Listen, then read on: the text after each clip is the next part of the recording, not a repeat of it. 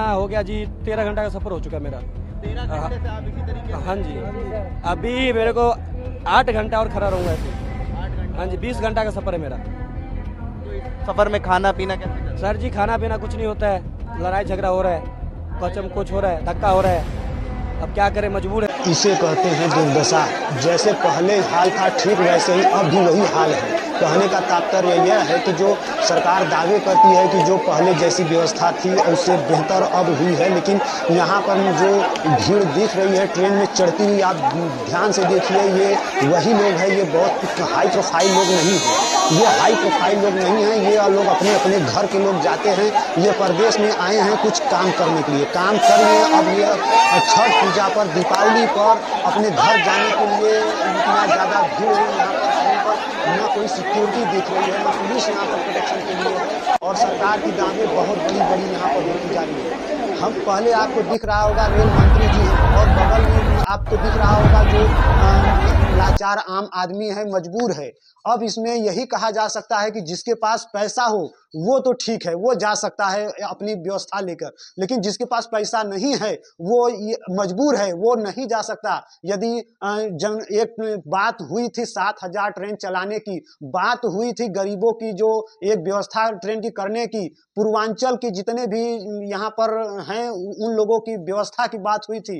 अरे कितना करना ही कितना था, बस आपको यही करना था कि मांग यही था कि छठ पूजा पर या दीपावली पर पूर्वांचल के गरीब लोग, मजदूर लोग जब अपने घर पर जा रहे हैं तो इनको ट्रेन की व्यवस्था मुहैया कराई जाए। लेकिन यहाँ पर ऐसी कोई व्यवस्था नहीं दिख रही है, बस एक दूसरे पर चढ़ जा रहे हैं, एक दूसरे को धक्का मुक्का कर रहे हैं, गिरो पड़ो, कोई यहाँ पर आपको पूछने वाला नहीं है।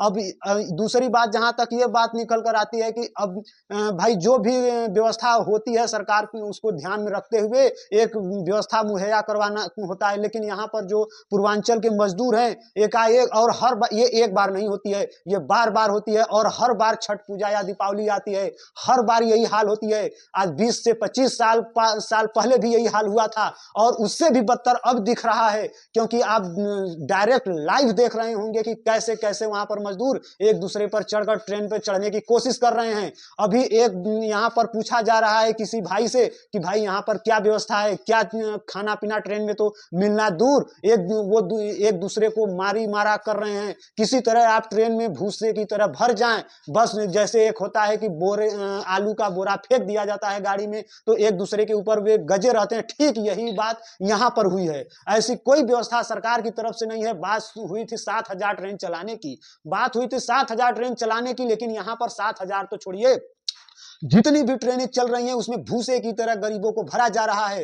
अब सरकार की जो वादे होते हैं, सरकार में बैठे जो मंत्री हैं उनके जो वादे सुनेंगे तो उनकी जो एक विकास दिखती है सिर्फ कागजों पर ही विकास दिखती है। यही हाल 20 साल पहले था, यही हाल 25 साल पहले था, और यही हाल अब भी है, कोई बदलाव नहीं हुआ है। इसका जिम्मेदार सिर्फ से सिर्फ गरीब आम आदमी हैं, क्योंकि वे लोग मजबूर हैं, वे लोग मजबूर हैं। और ये लोग कहीं देखिए जितने भी भीड़ यहाँ पर इकट्ठा हुआ है, ये लोग टिकट कटाते हैं, लेकिन इन लोगों के पास इतना पैसा नहीं है कि ये लोग एसी में टिकट कटा सकें। यहाँ तक कि स्लीपर में अच्छा किसी न किसी तरह ये लोग अपना कटवाए हैं टिकट, लेकिन स्लीपर में तो ऐसा हाल हो गया है कि एक के ऊपर एक चढ़कर जा रहे हैं। आप इसमें गिर जाइए, इसमें आप घाव लग जाए, आपको चोट लग जाए, आप मर जाए, किसी को कोई परवाह नहीं है। इसकी पूरी जिम्मेदारी सरकार की होनी चाहिए, लेकिन यहाँ पर ऐसी कोई व्यवस्था नहीं दिख रहा है। अब इसका सिर्फ पूरी की पूरी जिम्मेदारी यदि कहा जाए तो सिर्फ गरीब मजदूरों का है कि आप क्यों घर जा रहे हैं, आप घर मत जाइए, पूरी की पूरी आपके ऊपर जिम्मेदारी बन जाएगी। अब यही पर यह पूछ लिया जाए किसी भी नेता से तो वो अपनी पूरी की पूरी गलती थोप देगा किसी दूसरे नेता पर, कहेगा कि 20 साल पहले ये व्यवस्था थी, इतनी ट्रेनें थी, एक कागज दिखाएगा और उस कागज पर यही लिखा रहेगा कि पहले इतना व्यवस्था था, अब इतना व्यवस्था है। तो बस वो अपना हाथ झाड़ के एक तरफ हो जाएंगे और फिर दोष भी मढ़ देंगे उन्हीं पिछले सरकार पर। तो ऐसा नहीं होना चाहिए, लेकिन क्या करें, यहाँ पर जो गरीब और मजदूर हैं, वो हम लोग की जो मिडिल क्लास गरीब लोग हैं, यही हम लोगों की गलती है कि हम लोग घर जा रहे हैं। तो इसके लिए अलग से कोई व्यवस्था ट्रेन का नहीं है, बस उसमें चढ़िए, उसमें सड़िए, मरिए, कोई पूछने वाला नहीं है। धन्यवाद दोस्तों, यदि मुझसे कोई गलती हुआ तो आप हमारे चैनल को सब्सक्राइब कीजिए। धन्यवाद।